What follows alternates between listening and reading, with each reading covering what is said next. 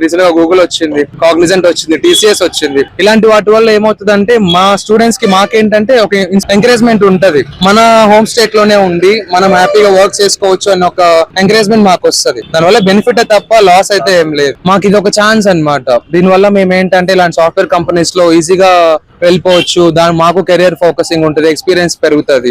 Year gap అనేది లేకుండా after education హ్యాపీగా జాబ్స్ చేసుకోవచ్చు. ఇలా ఆయన లిటరలీ మేము లాస్ట్ గవర్నమెంట్ లో చాలా ఎక్స్పెక్ట్ చేసాము.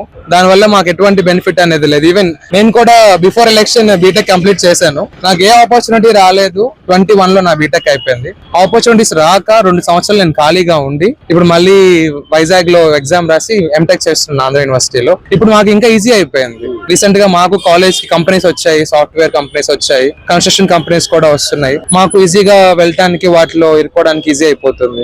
ఇంత పరిశ్రమలు తీసుకొని వస్తుంటాయి. ప్రీవియస్ గవర్నమెంట్ ఇది రాకుండా అనేక రకాల కేసులు వేసి అడ్డుకోవడానికి ప్రయత్నిస్తుంది. ఎంతవరకు కరెక్ట్ అంటారు? వాళ్ళు ఏంటంటే లిటరలీ వాళ్ళు ఓడిపోయారు కాబట్టి వాళ్ళు చేస్తూ ఉంటారు.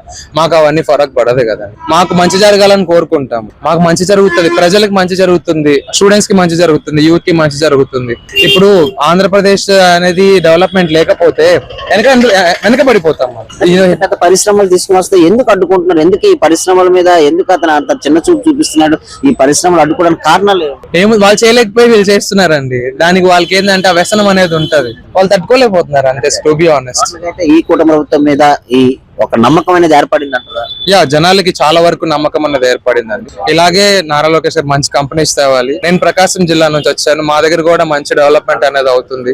ఈవెన్ రోడ్స్ గానీ ఈచ్ అండ్ ఎవ్రీథింగ్ అంతా డెవలప్మెంట్ చాలా బాగా జరుగుతుంది. మేము అబ్జర్వ్ చేస్తుంటే చాలా నమ్మకం ఏర్పడింది మాకు. No problem.